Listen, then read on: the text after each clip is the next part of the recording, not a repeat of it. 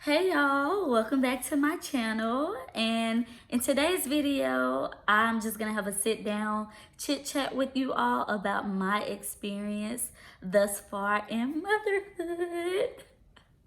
If that is something that you are interested in, hold on tight and we're gonna get right on into it. All right, y'all, so just jumping straight into it. So the first thing my mom friends failed to tell me was how bonded I was gonna be to this child. I mean, I know I carried her for 9 months, and I don't know, I was reading a whole bunch of blogs, y'all, and some women did not feel the connection with their children right off the bat. But I can honestly say for me, I instantly felt that connection and that bond with Easton. Although she's only 4 months old, Sissy has a personality out of this world, and every little thing she does just makes me smile. Just like any other human being, some days I do get sad, and when I look at her, all of that sadness just instantly goes away.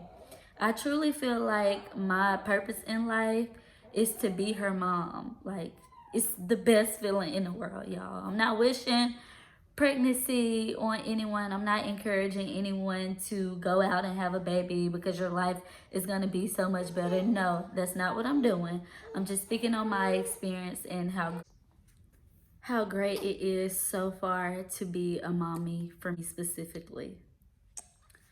So the second thing that my mom friends failed to tell me was that I was gonna turn into a slave.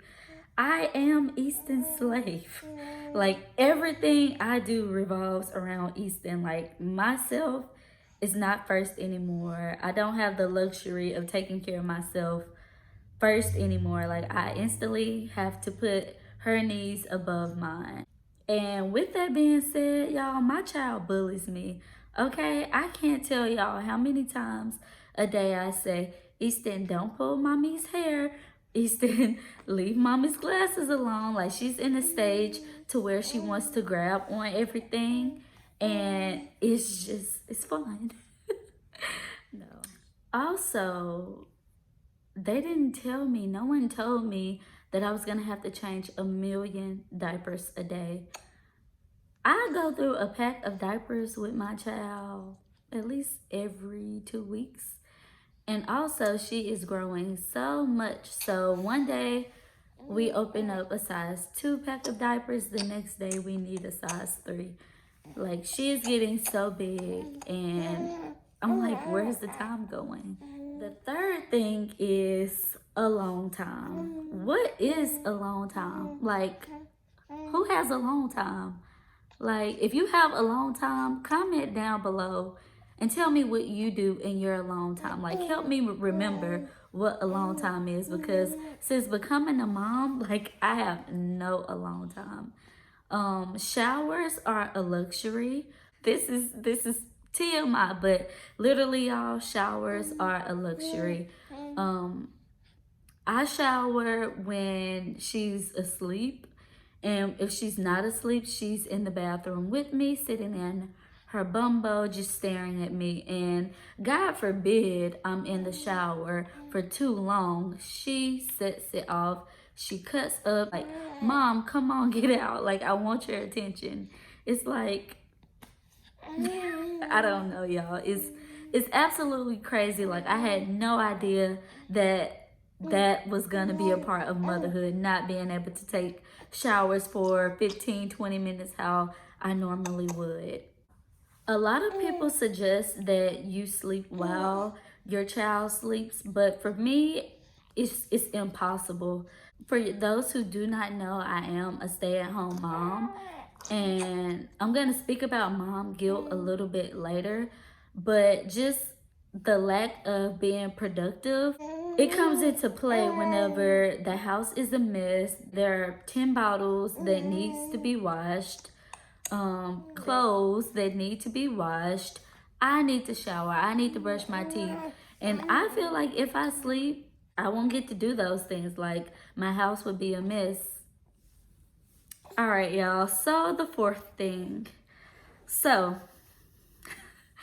Sometimes I literally do not know what I am doing. Therefore, I wing it. Like, if I fed Easton and I just changed her diaper, I just gave her a bath, or whatever the case may be, and she starts crying, like, I instantly give her a boob. Like, I don't know what to do. Like, I've never been a mom before, and sometimes I feel so bad because I don't know what to do. But hey, I guess it's just a part of it. Recently she started scratching. Like, she has eczema, like a mild case of eczema, so she's like raising her arm to like scratch it on whatever surface she's on. So now, like, I'm learning, like, when she does that, it means that she is itchy and I need to put some Vaseline or some type of cream on her to calm the itchiness. Also, most days I am a solo mom. My boyfriend works a lot. So most of the time it is just Easton and I. I probably should be paying Google money for the amount of times that I use Google for parenting advice and just to help me figure out what is going on, because y'all, I don't know what I be doing. Like, as long as she's full, fed, and dry, I mean, I don't know what else that could. And thankfully, I do have her doctor, her pediatrician on standby. Like, he is awesome. So anytime I do have any questions, especially since we aren't really able to leave the house, he instantly like texts me back and, help me figure out what's going on. But for the most part, Easton, like, she hadn't been sick or anything since she's been born. It's been really easy with her. If she's crying, it's literally because she's hungry, wet, or just is ready to go to sleep. So the fifth thing is loneliness.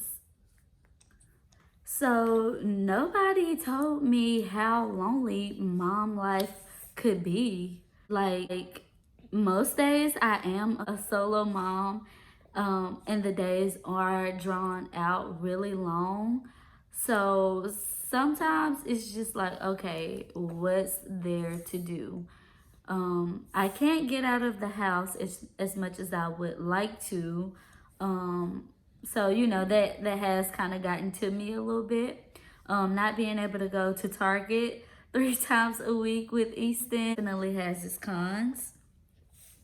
But for the most part, mom life, you out here by yourself. Sometimes I chat with a few friends, but for the most part, it's just me and Easton just hanging out all day.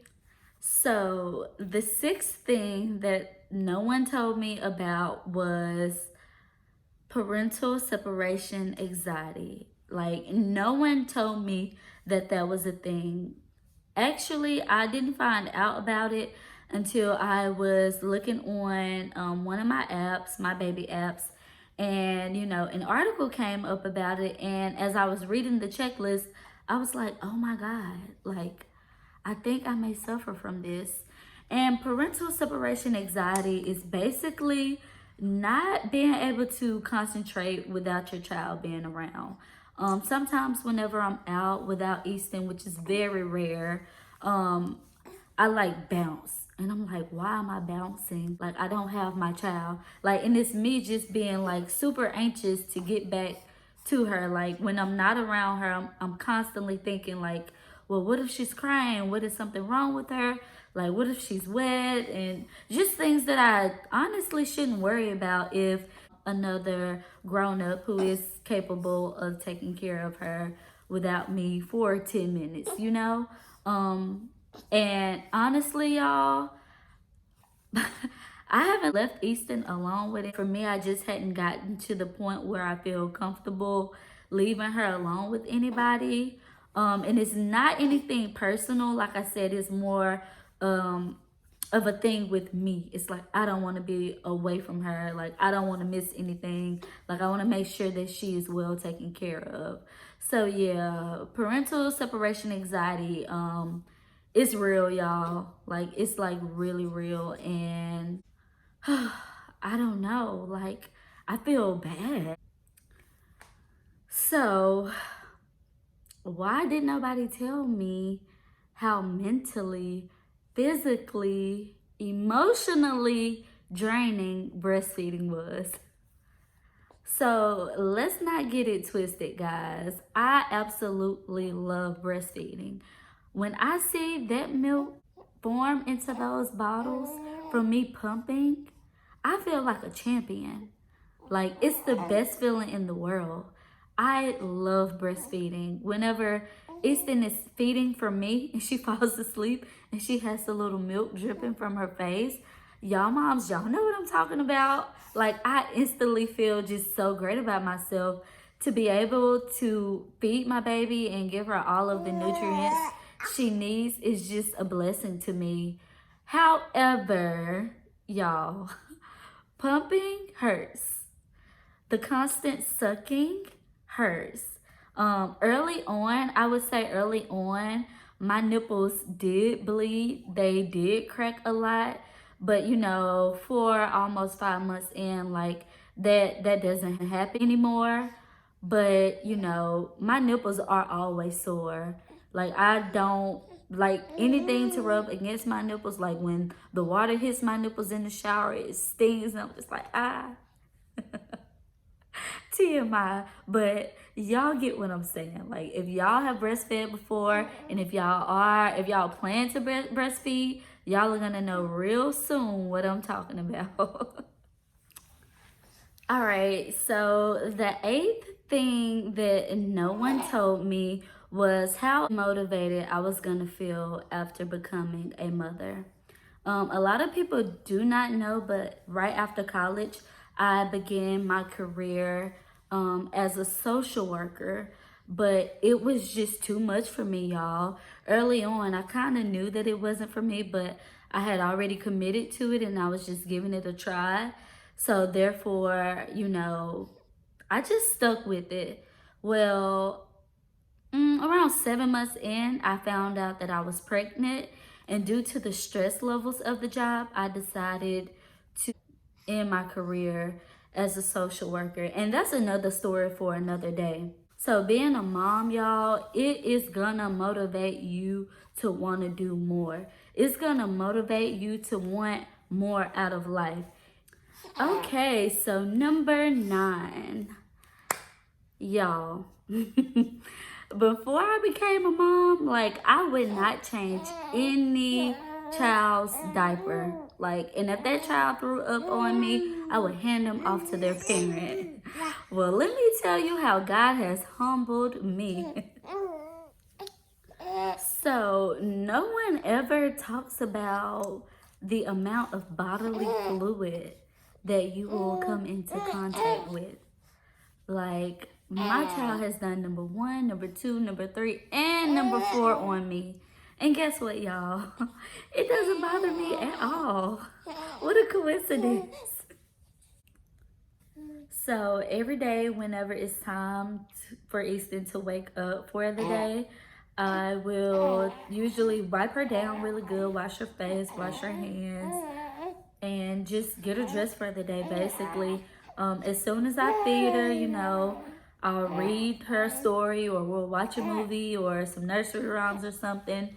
And as soon as it's time for her to go down for her nap, it's like blowout 2.0. It never fails. Every single day, y'all. Just crazy, like, how immune I am to touching it, smelling it, just like the whole 9 yards. Like, it's disgusting, but hey, I'll do it for her. Like, it doesn't matter. So the last thing that I want to talk about that people don't talk about really is your body after you have a baby. My body has made significant changes after having a baby.